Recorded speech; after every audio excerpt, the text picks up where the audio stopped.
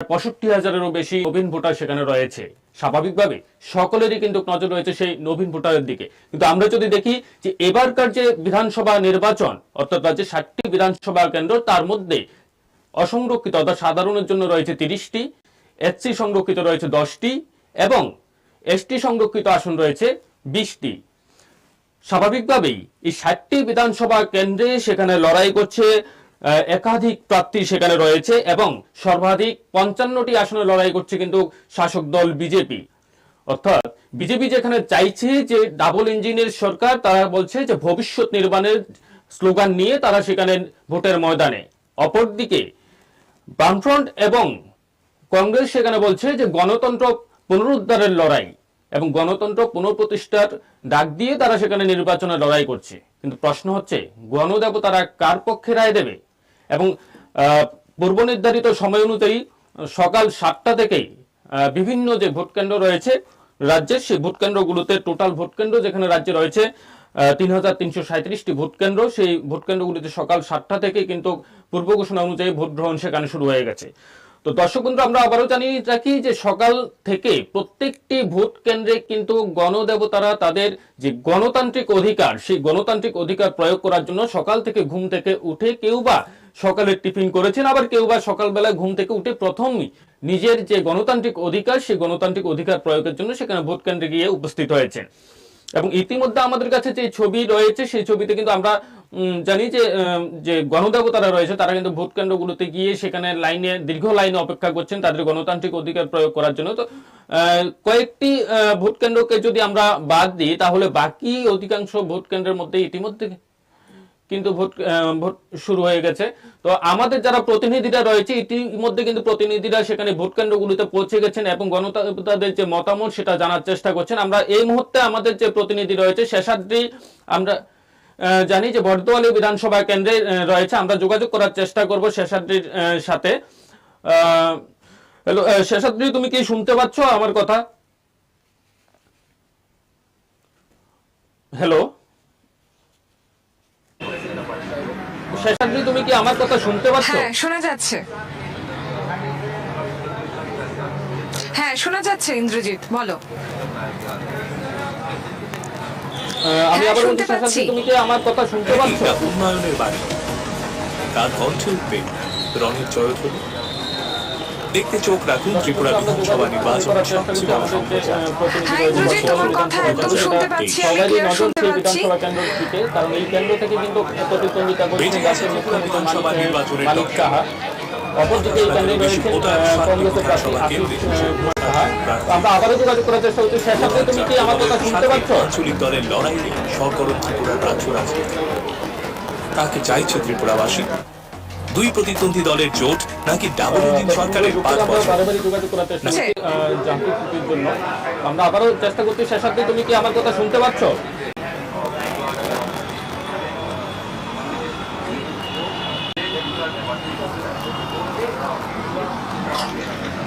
ইন্দ্রজিৎ, তোমার কথা শোনা যাচ্ছে, তবে যে বিষয়টা নিয়ে তুমি প্রথমেই বলছিলে সে বিষয়টাতে আমরা চলে যাব, কিন্তু তার আগে যেহেতু আমাদের দুজনের মধ্যে কমিউনিকেশনটা ঠিকঠাক হচ্ছে না বা যান্ত্রিক গোলযোগ হচ্ছে, সেক্ষেত্রে এই বুথ কেন্দ্রে যখন আমি দাঁড়িয়ে রয়েছে, এই বুথ কেন্দ্রে যে সার্বিক পরিস্থিতি বা একটা যে ভোটকে কেন্দ্র করে একটা উৎসবের মেজাজ চলছে, সেটা তুলে ধরার আমি একটু চেষ্টা করছি। সকাল 7টা থেকে যথারীতি ভোট শুরু হয়েছে এবং আমরা জানি যে রাজ্যের 7টি বিধানসভা কেন্দ্রেই 7টা থেকে ভোট শুরু হয়েছে এবং এই ভোটকে কেন্দ্র করে আমি যে কেন্দ্রে দাঁড়িয়ে আছি 8 টাউন বর্দোয়ালি কেন্দ্রে, এখানে কিন্তু কোনরূপ রাজনৈতিক সন্ত্রাস বা ভোটকে কেন্দ্র করে কিন্তু কোন রকম দুর্ঘটনার খবর কিন্তু আমাদের সামনে উঠে আসেনি। যেহেতু আমি বিগত অনেকটা সময় ধরে এখানে দাঁড়িয়ে রয়েছে, এখানে ভোট দান করেছেন বা ভোট প্রয়োগ করেছেন 18 সূর্যমণি নগরের যিনি বিধায়ক রয়েছেন রামপ্রসাদ পাল, এবং 18 সূর্যমণি নগর থেকে তিনি বিজেপি মনোনীত প্রার্থী হয়েও প্রতিদ্বন্দ্বিতা করছেন। তিনিও কিন্তু তার ভোটটি, মূল্যবান ভোটটি এই বিধানসভা কেন্দ্র অর্থাৎ 8 টাউন বর্দোয়ালি কেন্দ্রে তিনি ভোট প্রয়োগ করেছেন এবং তার ভোট কেন্দ্রটি ছিল বর্দোয়ালি উচ্চ মাধ্যমিক স্কুলের ভোট কেন্দ্রে তিনি কিন্তু তার ভোটটি প্রয়োগ করেছে। এবং আমি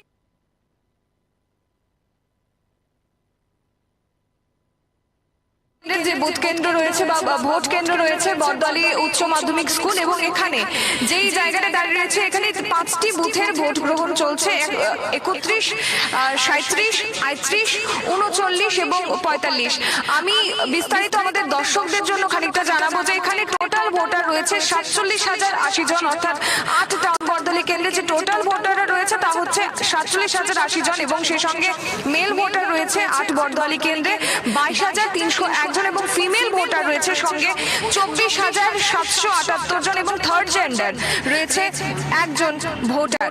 তবে এই ভোটকে কেন্দ্র করে সকাল 8টা থেকেই যেখানটায় ভোট শুরু হয়েছে এখানে কিন্তু উৎসবের মেজাজে ভোট চলছে, এবং 5টি বুথ কেন্দ্রে টোটাল ভোটার রয়েছে 4,120 জন, অর্থাৎ এই 5টি বুথের 4,120 জন ভোটার এই বড়দলি উচ্চ মাধ্যমিক স্কুলে তাদের ভোট প্রয়োগ করবেন, এবং ভোটকে কেন্দ্র করে যাতে কোনোরূপ রাজনৈতিক সন্ত্রাস বা কোনো রকম দুর্ঘটনার খবর যাতে না আসে সেই দিকে বলা যায় যে রাজ্য পুলিশ থেকে শুরু করে সিআরপিএফ, টিএসআর বাহিনী এখানে মোতায়েন রয়েছে, এবং সার্বিক পরিস্থিতি খতিয়ে দেখা হচ্ছে।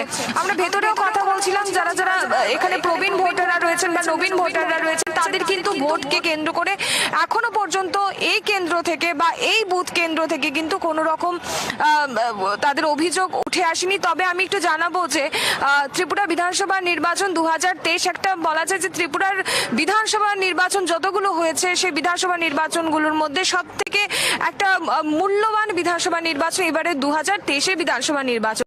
সেই জায়গায় দাঁড়িয়ে আমরা বারবার দেখেছি যে নির্বাচনী আধিকারিক যিনি রয়েছেন ডক্টর কিরণ গিত্তে, তিনি কিন্তু এই বিধানসভা নির্বাচনকে বলা যায় পাখির চোখ করে দেখেছেন, এবং যাতে কোনোরূপ দুর্ঘটনার খবর না হয় বা ভোটাররা যাতে আনন্দের সঙ্গে সুষ্ঠুভাবে সুন্দরভাবে যাতে ভোট প্রয়োগ করতে পারে সেদিকটায় খেয়াল রেখেছেন।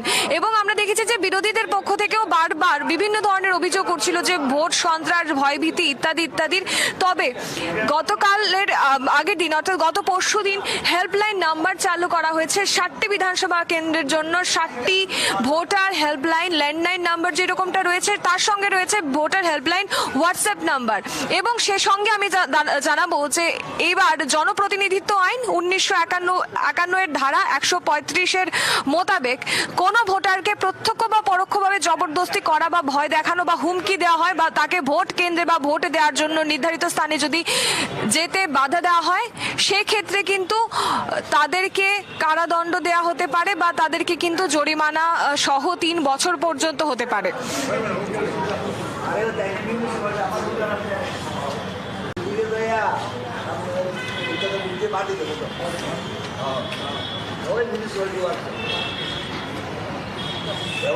ইন্দ্রজিৎ দা,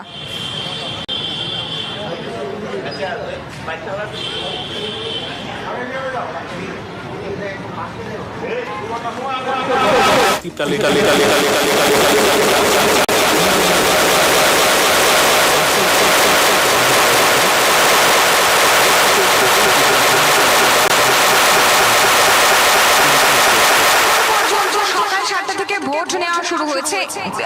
বলা যায় যে স্পেসিফিক্যালি এই যেখানটায় দাঁড়িয়ে রয়েছি বড়দলি উচ্চ মাধ্যমিক স্কুল, সেখানটাতে কিন্তু কোনো ধরনের অপ্রীতিকর ঘটনা বা রাজনৈতিক সন্ত্রাস বা কেউ ভোট দিতে পারেননি, ভোট দিতে এসছেন ইত্যাদি বিষয় কিন্তু এখনো পর্যন্ত পরিলক্ষিত হয়নি। তবে তারা সমস্ত রকমের ব্যবস্থা রাখা হয়েছে এখানে, এবং যাদের যদি কোনো রকম সমস্যা হয় ভোট প্রয়োগ করার ক্ষেত্রে এখানে কিন্তু প্রশাসনিক যারা কর্তা ব্যক্তিরা রয়েছেন তারা বিষয়টি খতিয়ে দেখবেন বলে আশ্বস্ত করেছেন। ইন্দ্রজিৎ দা, 2023 যেটা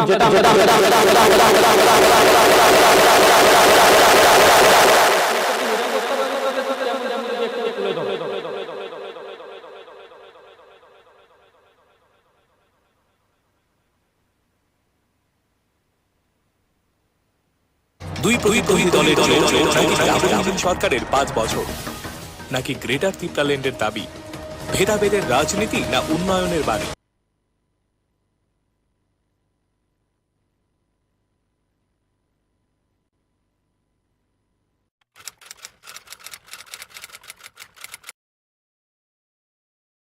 नमस्कार। त्रिपुरा विधानसभा निर्वाचन 2023 अगले 16 फरवरी गुरुवार सुबह 7 बजे से दोपहर 4 बजे तक मतदान होगा। हम पिछले 6 महीने से इलेक्शन कमीशन ऑफ इंडिया और इलेक्शन डिपार्टमेंट इस चुनाव की तैयारी कर रहे हैं। हमने 5 जनवरी को वोटर लिस्ट पब्लिश की। सभी वोटर्स को